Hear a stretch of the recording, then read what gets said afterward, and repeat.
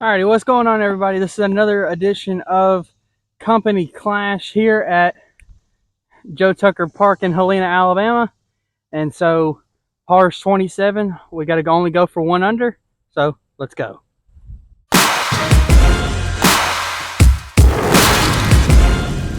Alright, so like I said, par is 27, but we're here at hole 190 feet, par 3, straight ahead.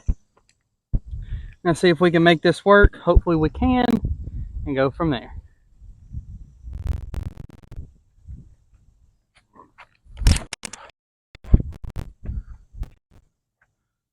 Alrighty, that should be up there, so let's go.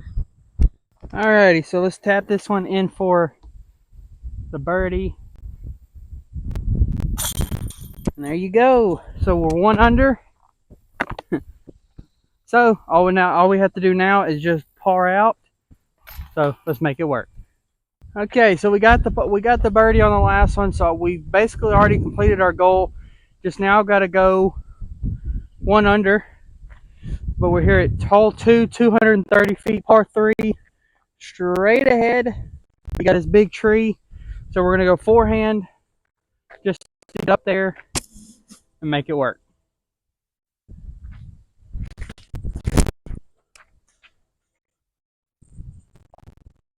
Alrighty, so released it a little too high, but we should still be good for a potential par. So let's go. Well, this is what happens when you try a little too hard and you don't really focus through everything. So didn't make it work. So now we're gonna go another forehand just to get it up there to potentially get a par to make it work.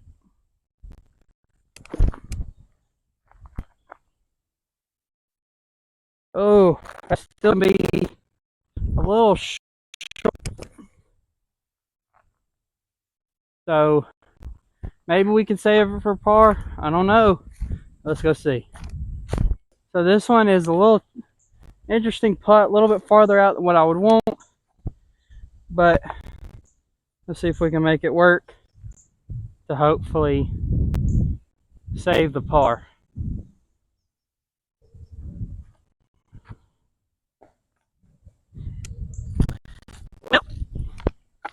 That one's going to go for bogey. We'll go back to even. I don't know why, but yep. Let's go. Alrighty, so after the bogey on the last one, we're now back to even where we started, but we still got plenty of holes left to play. Hole 3, par 3, 235 feet straight ahead. Gonna just throw my little buzz here just to get it out there and make this work.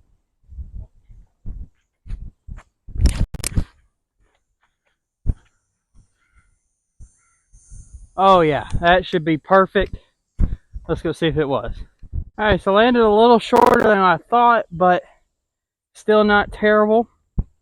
Let's see if we can tap this one in for to get back on. And there we go. So, back to one under. Going to the next one. Got back on track, one under. Again, we should be two, but took the bogey. But we're back to one under. And I know, like I said in the intro, it's par 27. It's a 9-hole course out here. I have the option of playing it twice, but to kind of keep on pace like all the other 18-hole courses, I'm not playing twice. So I figured I'd just play it once through just to keep it at 9, but the goal is still one under. So just to kind of clarify that, but this one is hole 4, 215 feet, par 3. It's straight ahead, but with a little turn into the woods. Even though on the tee sign it just says a dead straight shot, but it's not. And then this tee pad had a little kind of like slanted uphill type deal. So it's going to be a little weird run up, but I'm going to go forehand with the buzz here. Give it a little redemption from hole 2.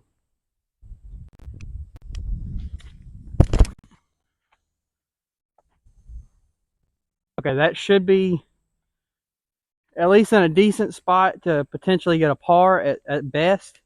So let's go. Alrighty, so like I said, got up here at least in a decent spot for potential par. So I'm going to do a little ante putt to kind of give a little run at it, but really just to get down there. So let's see. Alrighty. So that is down there for the par. Still keeps us at 1 under. So let's go on to the next one. Alrighty. So after the par on the last one, we're still 1 under. Should be 2, but obviously we can't make all birdies. We all make mistakes. So I took a bogey on hole 2. But we're here at hole 5, 175 feet, par 3 straight ahead. I'm going the pig. I was given this one um, by Ed Hoffman, a local of Shelby County, and he said he didn't like it. I've been looking for a beat up pig to see if it would work. This thing's worked for me, so we're going to see if we can get it up there to hopefully keep it going on its good streak for me.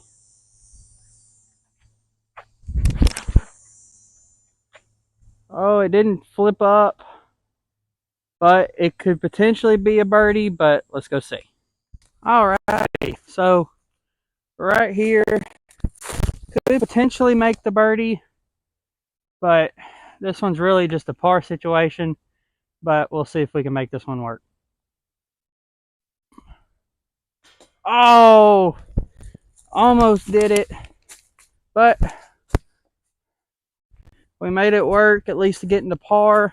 So let's go on to the next one. So took a par on the last one again, still 1 under, not terrible, but we're here at hole 6, 245 feet, par 3, which honestly I think plays a little bit farther than 245, but so we're going to go driver, and which is my gateway spear. Just put it in the hopefully put it close to at least get a par, but let's see.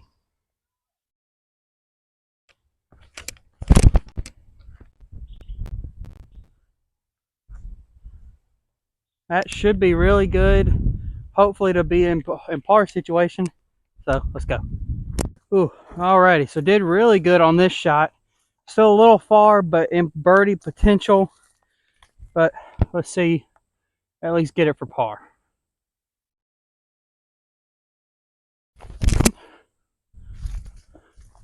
Alrighty, so got it for par. So it still keeps us at 1 under. So let's go. Alrighty, after another par, we're still at 1 over or 1 under. I can't speak today for some reason.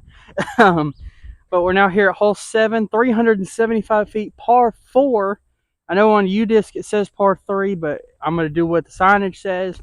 So I'm going to go my gateway spear to hopefully maybe potentially get an eagle.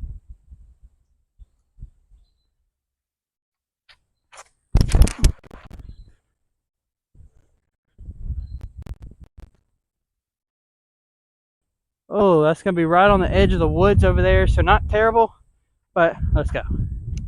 Got up here on the edge of the woods, not terrible, but going to hopefully get up here for the birdie at least, if not for the eagle, but we're going to mainly just try for shooting and get it up there. Ooh, almost got it in for the eagle, but we'll take the birdie on this par 4. So yeah, and that's under the basket. So let's head on into hole 8, where we're 2 under. Alrighty, here at hole 8 now. Took the birdie on hole 7. So still now we're 2 under. So we're doing good there. But hole 8, 300 feet, kind of straight ahead through this tunnel, par 3.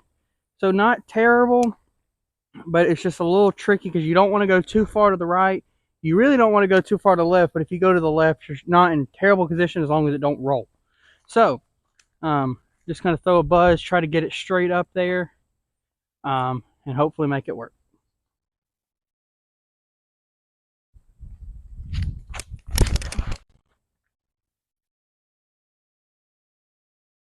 That is really good. Should be up there, maybe close enough to get a birdie, but I think it's at least going to be a par, so let's go.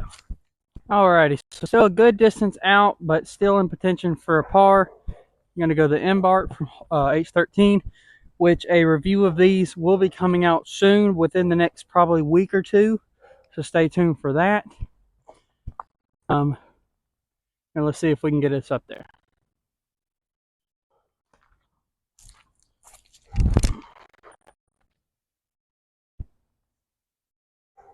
Alrighty, so that is up there for the par. Heading in the hole 9, we're 2 under. Let's go. Alrighty, we're here at the final hole, and I wanted to give a little announcement. This is the final course dominance of the year. I've got some other big things planned coming up within the next few months. Things I've got to get prepared for. More info on that will come out in the future. But because this is the last course that's really like relatively close that I've done for course dominance, all the other ones are a little bit farther out. So those will be waiting. I'll wait till next year. But to start off next year, it will be I will be going back through all the local courses that I've done to try to beat the records that I've set. Like if I finish two under here, I have to beat 2 under the next time, or I have to keep doing it. So name TBD. It's not going to be course dominance, but it will be called something else. That will probably be once those videos come out. But just wanted to give that a little announcement. And but yeah, let's get back on here. Hole 9, downhill, 215 feet, par 3. Going to go to the pig. Going to kind of I'm going to try to hang out a little bit over here to the right in between this group here, just to get it down there, hopefully to potentially get the birdie. Because if I throw it too far to the left here, I feel like I'll go in the woods, and I don't want that. So we're going to try to hang it out a little bit to the right here and just get it down there.